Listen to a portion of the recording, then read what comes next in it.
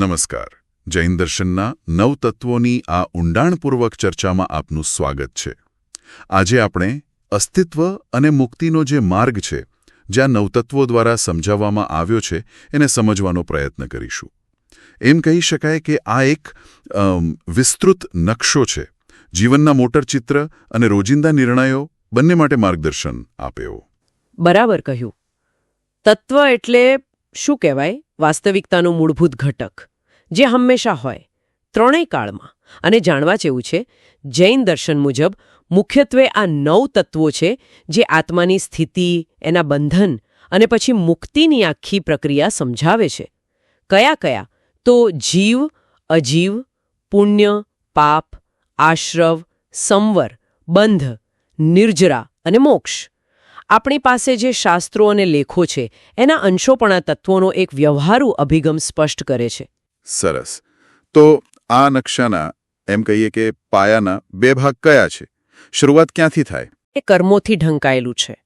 અને બીજું છે અજીવ, એટલે જળ તત્વ, જેમાં પૂદગલ એટલે કે ભૌતિક પદાર્થ આવે, પછી ગતિ અને સ્થિતિમાં મદદ કરતા ધર્મ, અધર્મ દ્રવ્યો, આકાશ અને કાળ. આખું બ્રહ્માંડ આમ જો તો આ 2 મૂળભૂત તત્વોના સંયોજનથી જ ચાલી છે.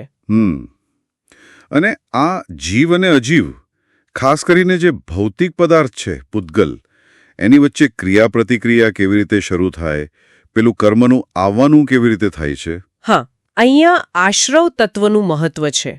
આશ્રવ એટલે કર્મ રજકણોનો આત્મા તરફ આવવું, એક પ્રવાહ. અને આ પ્રવાહ શેનાથી આવે? તો મુખ્યત્વે યોગ એટલે કે આપણી મન, વચન, કાયાની પ્રવૃત્તિઓ. અને બીજું કષાય.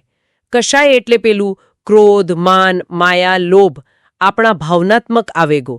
આ કષાયો જ કર્મને ખેંચે છે, જાણે ચુંબક. ઓહ, એટલે કે આપણા નાનામાં નાના વિચારો કે ભાવો પણ આ પ્રવાહને અસર કરે છે.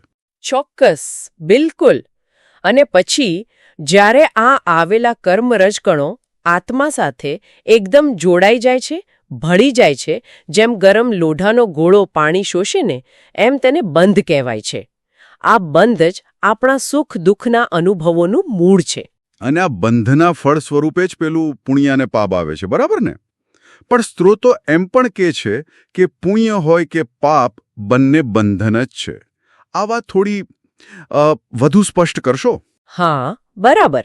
પુણ્ય એટલે સારા કર્મોનું ફળ, જે સુખ આપે, સારા સંજોગો લાવે. અને પાપ એટલે ખરાબ કર્મોનું ફળ, જે દુઃખ લાવે. પણ મહત્વની વાત એ છે કે બંને આત્માને સંસારમાં બાંધી રાખે છે, ભટકાવે છે. જેમ કહેવાય ને, સોનાની બેડી હોય કે લોખંડની, છે તો બેડી જ. એટલે કે આમ સારી દેખાતી ક્રિયાઓ પણ જો એમાં આસક્તિ હોય, અહંકાર હોય, તો એ મુક્તિને બદલે બંધનનું જ કારણ બની જાય. આ એક સૂક્ષ્મ પણ ખૂબ મહત્વનો ભેદ છે. ખરેખર રસપ્રદ વાત છે. જો બધું જ બંધન તરફ દોરી જતું હોય, તો પછી મુક્તિનો માર્ગ શું? આ ચક્કરમાંથી બહાર નીકળવું કેવી રીતે? ઉપાય શું? ઉપાય છે સંવર અને નિર્જરા.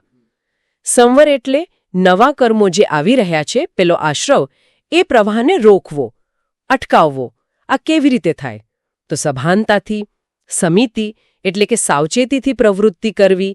ગુપ્તિ એટલે મન, વચન, કાયા પર નિયંત્રણ રાખવું. આ બધાથી. એક રીતે કહીએ તો આપણા જીવનમાં જે નકારાત્મક પ્રવાહો આવે છે, એના પર બ્રેક મારવા જેવું છે. બરાબર.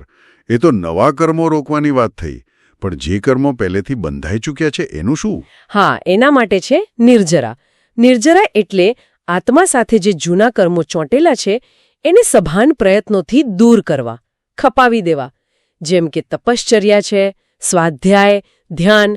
આ બધા દ્વારા ધીમે ધીમે એક કર્મો બળી જાય, જેમ જૂનું બળતણ બળી જાય એમ. આ એક પ્રકારની આંતરિક શુદ્ધિકરણની પ્રક્રિયા છે. અને આ સંવર અને નિર્જરાની આખી પ્રક્રિયાનું અંતિમ પરિણામ, લક્ષ્ય શું? અંતિમ લક્ષ્ય છે મોક્ષ. જ્યારે બધા જ કર્મો, શુભ અને અશુભ બંને, પૂરી રીતે ક્ષય પામે, નાશ પામે, ત્યારે આત્મા પોતાના મૂળ શુદ્ધ સ્વરૂપમાં આવી જાય. અનંત જ્ઞાન, અનંત દર્શન, અનંત સુખ અને અનંત વીર્ય સાથે, હંમેશ માટે સ્થિર. એ જ સંપૂર્ણ મુક્તિની અવસ્થા, એટલે મોક્ષ. વાહ!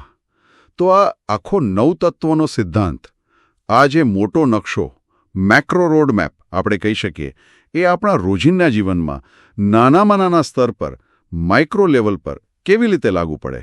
જુઓ, આ સમજ જૈન આચાર એટલે કે રહેણીકરણીના પાયામાં છે. જેમ કે અહિંસા.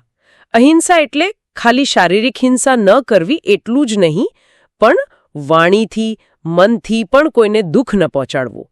પછી અનેકાંતવાદ છે, એટલે કે જુદા જુદા દૃષ્ટિકોણને સમજવાનો પ્રયાસ કરવો.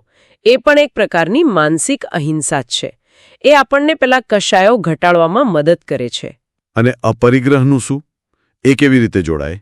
અપરિગ્રહ એટલે જરૂરિયાત કરતાં વધારે વસ્તુઓ ભેગી ન કરવી. ભૌતિક વસ્તુઓ પ્રત્યેની જે આસક્તિ છે એ ઓછી કરવી. આ સીધું જ લોધ કશાય પર નિયંત્રણ લાવે છે, જે કર્મબંધનનું એક મોટું કારણ છે, ખરું ને? સ્ત્રોતોમાં જુઓ, ડેરી ઉદ્યોગની હિંસાનો પણ ઉલ્લેખ છે, અને ધાર્મિક વિધિઓમાં પણ અહિંસક વિકલ્પો વાપરવાનું સૂચન છે, જેમ કે પાણી, બદામનું દૂધ કે વનસ્પતિ તેલ.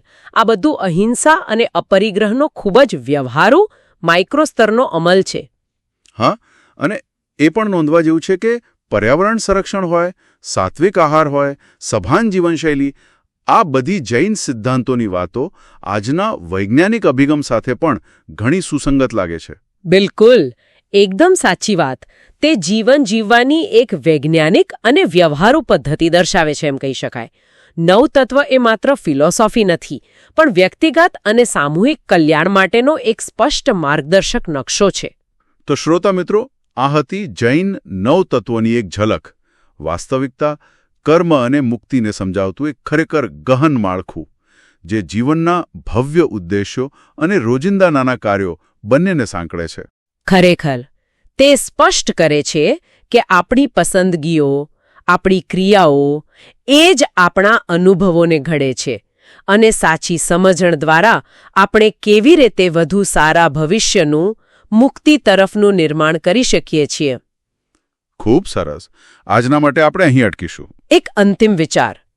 જો આપણે આપણા દરેક નાના મોટા નિર્ણયને, શું ખાવું, શું બોલવું, શું વિચારવું, કોની સાથે કેવો વ્યવહાર કરવો, આ કર્મના બંધન અને મુક્તિના વિશાળ પરિપ્રેક્ષ્યમાં જોવાનું શરૂ કરીએ, તો આપણા જીવનની દિશા અને એની ગુણવત્તા પર તેની કેવી ઊંડી અસર પડી શકે, આ નવતત્વનો નકશો આપણી જીવનયાત્રાને ખરેખર કેવી રીતે બદલી શકે, વિચારવા જેવું છે.